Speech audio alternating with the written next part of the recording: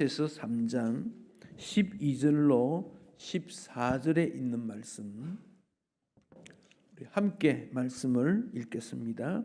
그러므로 너희는 하나님이 택하사 거룩하고 사랑받는 자처럼 긍휼과 자비와 겸손과 온유와 오래 참음을 옷 입고 누가 누구에게 불만이 있거든 서로 용납하여 피차 용서하되 주께서 너희를 용서하신 것 같이 너희도 그리하고 이 모든 것 위에 사랑을 더하라. 이는 온전하게 매는 띠니라. 아멘. 우리가 어떤 존재인가? 골로새에 보낸 바울의 서신을 보면 3장 1절에서 보면 그리스도와 함께 다시 살리심을 받은 자다. 예수님과 함께 죽었다가 살아난 존재, 특별한 존재지요. 죽었다가 살아난 존재, 부활한 존재입니다. 우리는 죽은 존재가 아니고 죽었다가 살아난 존재입니다. 아주 특별합니다. 아주 귀한 분입니다. 3장 10절에 보면 새 사람을 입었다. 옛 사람이 아니고 새 사람을 입었다. 옛 사람과 행위를 벗고 새 사람을 입었다. 오늘 읽었던 12절에서는 하나님이 택하사 거룩하고 사랑받는 자다. 여러분, 우리를 향해서 이렇게 평가하고 있습니다. 누가 우리를 이렇게 평가해 주겠습니까? 세상은 어떤 사람에 대한 평가할 때 그 사람의 잘못한 것, 약한 것, 잘못하는 것, 그것만 부각시킵니다. 칭찬 잘하지 않습니다. 그런데 참 바울이 골로새 편지하면서 너희는 예수님과 함께 죽은 존재가 아니고 살아난 존재야. 새 사람을 입은 존재야. 하나님이 택하신 거룩한 존재야. 우리를 이렇게 말하고 있습니다. 사람을 두 종류로 나누면 하나님께 버림을 받은 사람, 하나님께 선택받은 사람 이렇게 나눕니다. 우리는 선택받은 존재라는 겁니다. 거기에 조건이 있습니까? 아무 조건이 없습니다. 어떤 능력이 아닙니다. 시험 친다고 아닙니다. 아마 선택받지 못한 사람은 은근히 화를 낼는지도 모르겠습니다. 지식이 있고 똑똑하고 그런 사람은 화를 낼지 모르겠습니다. 왜 하나님은 똑똑한 사람 찾지 않지? 그럴지도 모르겠습니다.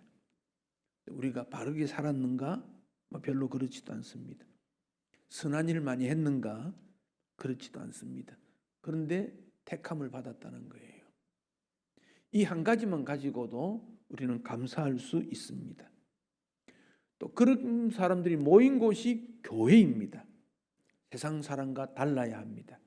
여러분, 다르게 살아야 됩니다. 생각도 다르게 하고.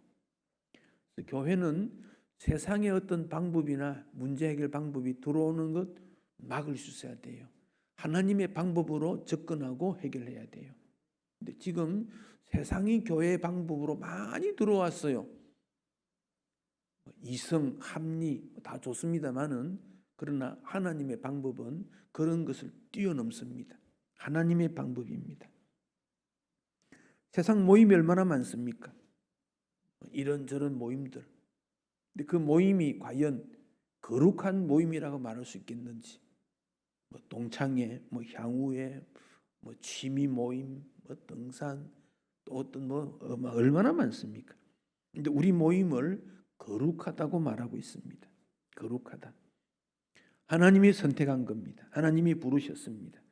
왜 부르셨습니까? 죄 없이 해 주시려고. 죄 없이 해 주시려고. 천국을 소유하게 해 주시려고. 우리가 불렀던 복음성에 보면 사랑받기 위해 태어났대요. 출발이 사랑받기 위해 태어났대요. 사랑받기 위해. 사랑받는 게 우리의 모습이라는 겁니다. 예수님의 제자 요한도 그렇게 말했습니다. 우리가 하나님을 사랑하는 것이 아니요 하나님이 우리를 사랑해 주셨다.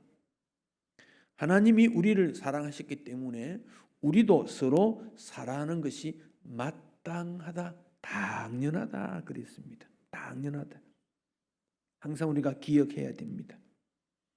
그 사람, 그 성도가 입어야 될 옷이 오늘 읽었던 본문에 옷 설명을 하고 있습니다.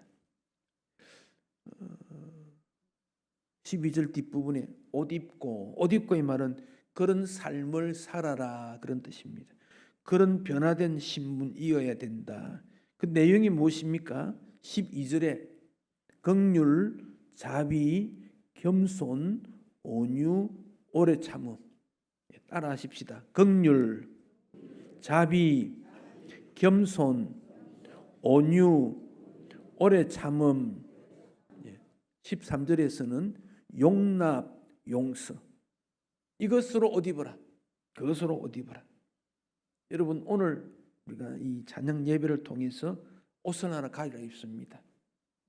긍휼, 자비, 겸손, 온유, 오래 참음, 용납, 용서라는 옷을 입으십시오. 그러면 옛날 것을 벗어야 입을 수 있어요. 조금 더 보십시다. 긍휼과 자비는 내용이 비슷합니다. 불쌍히 여긴다 그런 뜻입니다. 그분을 이해되지 않고 동정의 대상이 아니지만은 불쌍히 여기는 이게 긍휼입니다. 어머니의 마음이에요. 어머니의 마음. 어머니가 태중에 아기를 품고 있습니다. 긍휼입니다. 자비는 악한 사람에게 악으로 대하지 않고 선으로 대하는 것. 긍휼이 불쌍히 여기는 것이라면 자비는 긍휼을 행동화하는 것. 이웃이 이해가 되지 않습니다. 불쌍히 여겨야 됩니다. 우리 나라에 돌아가는 일들을 보면 참 못마땅한 게 많지요. 근데 여러분, 나라의 모든 일은 사람이 하는 것 같지만 배후에 하나님이 계심을 우리가 믿고 하나님 그들을 불쌍히 여겨 주십시오. 그게 우리의 태도입니다. 어떤 면에서는 무책임한 것일 수도 있습니다. 그렇지만 하나님이 세상을 통치하신다는 이 원리는 우리가 인정하는 거 아닙니까? 하나님의 통치를 인정하는 거예요. 그러면 나에게 불리해도 이해가 안 돼도 하나님의 통치를 받아들이고 그 대상자가 왜 그렇게 행동했을까 할 때 긍휼과 자비의 마음을 가져라. 이게 바울의 가르침이고 예수님의 가르침입니다. 온유라는 말은 막 따뜻한 마음입니다. 온유 반대말이 막 각박하다, 차갑다, 딱딱하다 뭐 그럴 수 있겠지요. 서울 생활을 각박하다 뭐 그런 말 합니다. 아무 사람이나 살 곳이 못 된다 그럽니다. 반대로 서울은 누구나 와서 살 수 있겠구나. 가난해도 무지해도 살 수 있구나. 온유한 사회 그렇게 우리가 만들어야 됩니다. 겸손은 상대방을 내보다 높이는 겁니다. 내가 낮아지는 것은 비굴입니다만 나는 그대로 있습니다. 상대방을 높이는 것입니다. 상대방을 높인다. 나는 그거 용납 안 돼. 그러지 마시고 나는 그거 용납할 수 있어.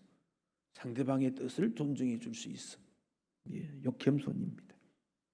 오래 참음 우리 문화와 좀 맞지 않는 것입니다만 아파트에서 위층 아래층 간에 시끄럽다고 서로 싸웁니다. 오래 참음이 아파트 생활에 필요합니다. 어머니가 아이에게 음식을 먹이는데 아이가 음식 먹을 때 밥을 쩝쩝거리고 먹는다고 매질을 합니다. 그렇게 하지 않을 때까지 기다려야 됩니다. 여자친구가 남자에게 못생겼다고 남자친구가 화를 내어서 그만 어떻게 했다.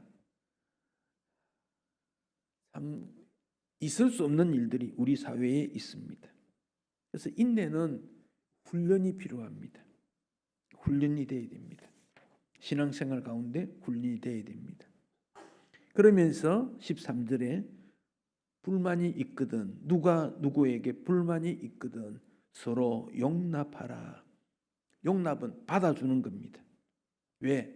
나에게도 부족함이 많은데, 그 사람보다 내가 더 부족함이 많은데, 내 잘못이 큰데,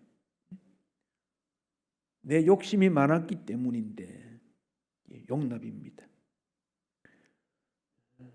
우리 예수님이 용서하신 것처럼 그런 삶을 살 것을 권고하고 있습니다. 그리고 14절에 이 모든 것 위에 사랑을 더해야 된다. 사랑이 온전하게 매는 띠다, 엮어준다, 그런 말입니다. 긍휼, 자비, 겸손, 온유, 오래 참음, 용납, 용서를 사랑이라는 것으로 쫙 엮어준대요. 온전하게 만드는 겁니다. 긍휼도 억지가 아니고 사랑의 마음으로, 자비도 사랑의 마음으로, 겸손도 사랑의 마음으로, 온유도 사랑의 마음으로, 오래 참음도 사랑의 마음으로. 여러분, 하나님은 전능하신 분이고 우리를 책임지시는 분임을 우리가 고백하고 있습니다. 그렇게 믿지 않습니까? 그러면 그 하나님께 맡겨야지. 삶의 현장에서도 그 하나님을 의지해야지. 그 하나님은 어떤 방법이든지 그의 백성들을 분리하도록 매정하게 결코 대하는 분 아닙니다. 어떤 방법이든지 품으시고 사랑하시고 선하게 해주십니다. 이스라엘 백성들을 이끌어간 역사를 기억해 보십시오. 인간이 볼 때에는 전혀 길이 없는데 하나님은 길을 만들어 주십니다. 다윗은 전쟁 때 상대방에 따라 다 다른데 하나님께 물어봤더니 하나님이 지혜를 주었습니다. 하나님은 그의 백성을 보호하시는 분입니다. 책임지시는 분입니다. 우리를 천국까지 인도하시는 분입니다. 그런 여유를 가지고 너희들이 하나님의 택함 받았고 사랑받은 자가 아니냐, 그렇다면 긍휼, 자비, 겸손, 온유, 오래 참음, 용납, 용서, 사랑의 띠를 띠어야 된다. 이 말씀을 좀 잊지 않고 기억해 주시면 좋겠습니다. 우리가 진리를 말합니다만 진리는 이런 내용들이 포함됩니다. 이런 내용들이 담겨졌을 때 진리라고 말할 수 있습니다. 이제 9월 또 지나가고 또 새로운 계절이 다가오고 또 추석이라는 명절도 다가옵니다.